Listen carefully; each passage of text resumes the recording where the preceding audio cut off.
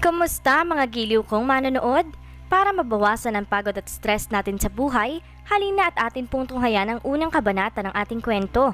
Pero kung bago ka pa lamang sa aking channel, ay pakilike po ng ating video, karon din ang subscribe button, pati na rin ang bell icon para lagi kayong updated sa mga parating ko pang uploads.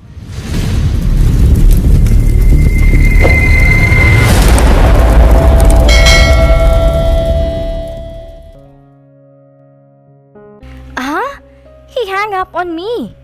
Hindi makapaniwalang sambit ni Mei Ling. Nakatanga siya sa hawak na auditibo ng telepono na parabang mula roon ay makikita niya ang kanyang papa na kanina lamang ay kausap niya. Anong sabi ng papa mo? Tanong ni Yaya Melba. Pinababalik na niya ako sa Beijing. Asap, Yaya. Bakit daw? Alam niyang alam nito ang sagot sa tanong nito, kaya hindi na niya sinagot ito. Sa halip ay bumangon na siya. Binuksan niya ang blinds na tumatabing sa glass window sa kanyang kwarto at saka pinagsawa ang kanyang mga mata sa pagtitig sa Chicago skyline. Sa Chicago siya nag-aral ng kolehiyo. Pagka-graduate niya na nagdaang taon ay pilit na pinapauwi siya ng kanyang ama, ngunit tumanggi siya. Ayaw niyang bumalik sa Beijing dahil wala siyang maisip na gagawin doon. Unfortunately, her parents did not believe she could translate her degree in business management into actual performance. Para sa mga ito, ang silbi niya bilang nag-iisang babae sa kanilang pamilya ay para tuparin ang kasunduang pinasok ng kanyang ama at ng kaibigan nito.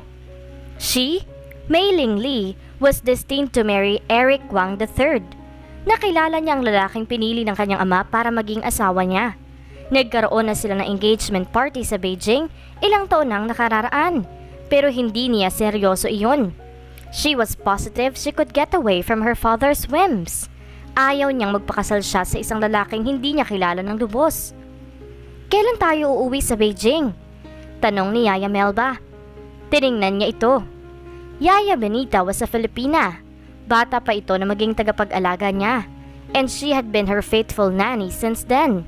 She taught her how to speak Tagalog and she now spoke the language fluently. She had learned it so well, she spoke it as if it was her native tongue. Mei Ling, sino nagsabing uuwi tayo ron? Ngumiti siya ng pilya. Malayo ang China sa Chicago. And knowing her perpetually busy father, he could not afford to drag her into a plane bound for China. Susuwayin mo ang utos ng papa mo? Kapag umuwi ako, para ko na rin sinabing payag ako magpakasal sa Eric na yun. And you know how I hate the idea. Pero mas malaking gulo kapag hindi ka umuwi. Alam mong hindi papayag ang papa mo na masira siya sa papa ni Eric. Alam mo kung gaano kahalaga sa kanya ang palabra de honor. Are you suggesting I marry that man? Umiling ito. Ang sinasabi ko lang, umuwi ka sa inyo at kausapin mo ng masinsinan ng papa mo. Sabihin mo sa kanya ng diretsa na ayaw mo magpakasal. Walang mangyayari sa pagmamatigas mo. Gagawa at gagawa ng paraan ng papa mo para masunod ang gusto niya. Ayaw mo naman sigurong dito pa kayo sa Amerika magkagulong mag-ama. Hindi siya makakapunta dito, Yaya. Hindi niya kayang iwan ang negosyo niya sa China. Alam mo namang busy siya palagi. Zhang Li was the president and CEO of the largest manufacturer of electronic gadgets in China. Desktop computers, laptops at MP3 players ang ilan lamang sa mga minamanufacture ng kanilang kumpanya. Medyo malakas ang loob niya sa usaping iyon. Dahil kung talagang desidido ito na ipilit ang kagustuhan nito, matagal na sanang sumugod ito sa Chicago. But he never did. In fact, it had been a year since he last urged her to come home. Sinabi mo ba kay Bretman ang tungkol sa nalalapit na pagpapakasal mo? Napangiti siya nang marinig ang pangalan ng kanyang nobyo. She met Bretman Singh at the party 5 months ago. He was a struggling model then. Unang pagkikita lamang nila, nagkasundo na sila. And they had been inseparable since then. Nito na lamang mga huling linggo sila bihirang magkita dahil abala ito sa modeling career nito. Sa pamamagitan ng mga koneksyon nila, ipinakilala niya ito sa ilang hotshot sa advertising world. Kahit malayo ang China at Chicago, nagagamit pa niyang ilang pribilehiyo ng pagiging anak ni Zhang Li. Isang mga pagkakataong iyon ay ang matulungan si Bretman na matupad ang mga pangarap nito. Alam na ba ni Bretman na ikakasal ka na, Mei Ling? Tanong ulit ni Yaya Melba. Ibinalik niya rito ang atensyon niya. I don't see the need to tell Bretman yet, Yaya. Umiling-iling ito. Nilapitan niya ito at niyakap. Sa sobrang kaabalahan ng kanyang mama at papa ay ito na ang umako sa mga responsibilidad ng kanyang mga magulang. Hindi lamang isang yaya ang ginampanan nito sa kanyang buhay, kundi bilang magulang na rin niya. Yaya Melba had devoted her life to her. Hindi na nga nakapag-asawa ito dahil sa pag-aalaga sa kanya, kaya mahal na mahal niya ito. Relax, Yaya. Stop worrying. Magkakaroon ka ng wrinkles. Hala ka. I can't help it. Kilalang kilala ko ang papa mo para hindi masigurong gagawin niyang lahat, wag lang masirang kasunduan nila ng ama ni Eric. Saka alam mong hindi mo kayang iwasan ng papa mo habang buhay. Eventually, you will have to tell Bratman about the arranged marriage. Why not tell him now? Para hindi mabigla ang nobyo mo kapag bigla ka na lang nawala dito sa Chicago. Yaya, para niyo namang sinabi na ipapadukot ako ng sarili kong ama. Natatawang sabi niya. Sabihin mo na kay Bratman habang maaga, Mailing. Baka mawalan ka na ng oras. Napabuntong hininga siya. Nakakahawa ang pagiging masyadong seryoso nito. I'll try, Yaya. Don't try, Mailing. Do it! Kailan daw bang dating na mapapangasawa mo sa Beijing? Next week, sagot niya. Kailan ka pinapauwi ng papa mo? Sa Saturday. It would be 5 days from today.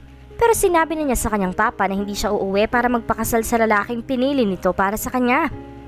Come home on Saturday.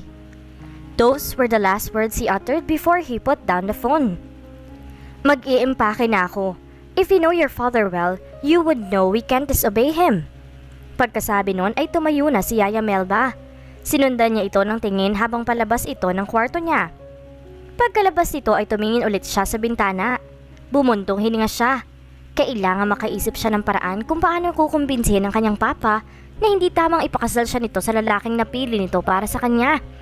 She had her own life to live.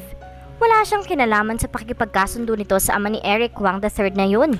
Sa pagkakaintindi niya, mga bata pa lamang sila ni Eric ay napagkasundoan na ng kanya-kanyang magulang na ipakasal sila. Nalaman na lamang niya ang tungkol doon nung abala na mga ito sa preparations para sa engagement party nila ni Eric. Palagi siyang nagtatangkang kausapin ng kanyang ama tungkol sa bagay na yun, pero matigas ang paninindigan nito. Ayon dito, kailangan niyang magpakasal kay Eric. Yun lamang daw ang paraan para makabayad ito ng utang na loob sa ama ng lalaking iyon. As children, Eric Wang saved his life, according to her father. Iniligtas daw ito ng kaibigan nito sa pagkalunod. Knowing her father, he would see to it his debt would be paid at all cost. Siya ang napagpasyahan nitong gawing pambayad sa utang na loob nito sa mga Wang. Walang ibang pagpipilian nito dahil lalaki ang dalawa pang anak nito. Ipinasya niyang maligo na lamang. Tama si Yaya Melba. Kailangan masabi na niya kay Bratman ang kasalukuyang problema niya. Baka matulungan siya nito. Baka mag-alok pa ito ng kasal para lamang makawala siya sa isang kasunduang labag na labag sa kanyang kalooban. Kinilig siya sa isiping yun. Ayaw pa niyang magpakasal. Pero kung magigipit na talaga siya, mas pipiliin na niyang magpakasal kay Bratman kaysa kay Eric Wang III na yun. I'm sorry, I'm late. It's okay.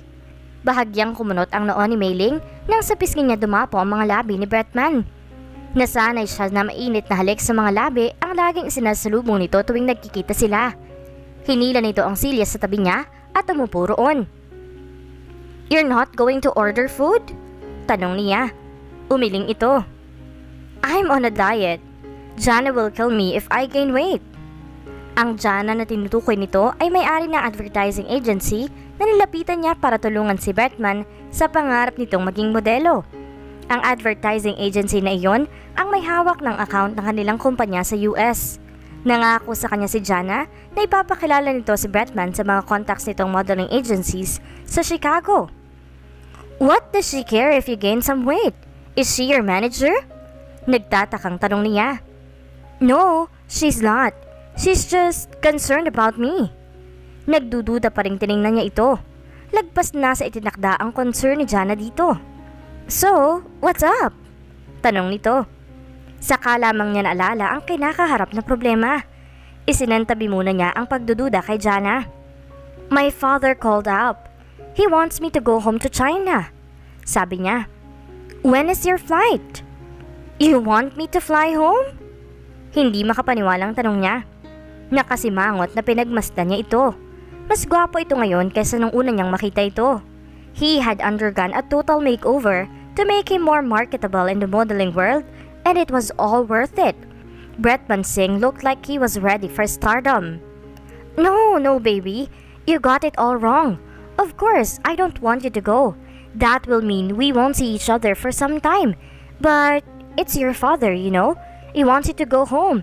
I mean, you can't turn him down, right? Pinanood niya ito habang nabubulol ito sa pagpapaliwanag. He sounded more and more defensive by the second. You're not going to ask why he wants me to go home? Bretman sounded like he was ready to let her go. Parang kay daling natanggap nito ang balitang uuwi siya sa China. Why? He wants me to marry someone else. Diretsang sagot niya. Oh! You can't say that again, Bretman. Halatang nabigla ito sa sinabi niya. What will happen to us? Where will it leave me? Tanong nito nang marahil ay makabawi ito sa pagkabigla.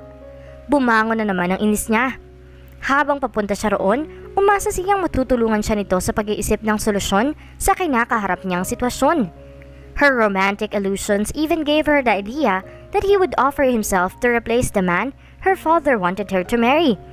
Pero sa tingin niya kay Bretman, mukhang ilusyon nga lang talaga ang mga ideyang naisip niya. Is this goodbye? Tanong nito. Are you telling me you will allow me to marry someone else? She asked incredulously. Nakaramdam na siya ng disappointment. I don't want to let you go, Mei Ling. You know I love you. She had doubts about that now. She could almost hear the but in his statement. Hindi nga siya nagkamali dahil agad na dinugtungan nito ang sinabi. But if it's your father's wish, how can we fight him? I mean, he is Zhang Li. Alam ko kung gaano siya ka-powerful sa China. And even here, he got a lot of connections. Jana told me her advertising agency handles your accounts. Napaismid na siya nang marinig ulit ang pangalan ni Jana. Nakakadudang paraan ng pagkakabigkas nito sa pangalan ng babae. So, you're letting me go? Just like that? Nagulat siya na mahinahon pa rin ang tinig niya, kahit pa kumukulo ang kanyang dugo ng mga sandaling iyon. Mei Ling, just answer my question, Bretman. You're not going to help me on this, are you? You want me to defy Zhang Li? Tanong nito. You said you love me. Paalala niya rito. Unti-unti na siyang nadidismaya habang tumatagal ang usapan nila. I do, but I cannot go against your father's will. I'm still struggling to establish my name as a model. If Zhang Li learns I'm helping you to defy him, he might use his connections and... You are a coward! Putol niya sa sasabihin. That was the bottom line. Sa dami ng sinabi dito, ang karawagan lamang nito ang nakita niya. Mei Ling, please try to understand. Unlike you, I'm a nobody. I cannot afford to have an enemy like your father. You know my life story. You know how hard it was for me and my family when we migrated here. I don't want to earn your father's anger. I don't know how to deal with it. Tumayo na siya. Ayaw niyang magtagal pa roon at pakinggan ang mga sasabihin pa nito. Mei Ling! Pinigilan nito ang kamay niya. I'm going back to China, Bretman. Sabi niya. Will we see each other again? I honestly don't know. He had failed her. She did not expect he would blatantly admit his cowardice. Sa totoo lang, na-turn off talaga siya dito. I'm sorry. I should thank you for your honesty. At least now, I know where you stand. Yumuko ito. Ipinagpatuloy na niya ang naabalang pag-alis. She hugged herself as she walked on the pavement. The cold wind of Chicago dampened on her face. Soon, it wrapped her whole being. Her love story ended in a very disappointing way. Ayaw niyang iyakan si Bretman. Sayang ang iluluha niya. He was not the man she had imagined him to be. So what now, Mei Ling? Ano na ang susunod na hakbang mo? Alam niyang wala na siyang ibang pagpipilian kundi harapin ang kanyang ama. She would fly back to China just like what her father wanted. Pero hindi siya sigurado kung makakaya niyang ibigay ang hinihingi nito sa kanya. Her relationship with Bretman might have ended, but she would not marry Eric Kwang III. At dito na po nagtatapos ang unang kabanata ng ating kwento. Salamat po.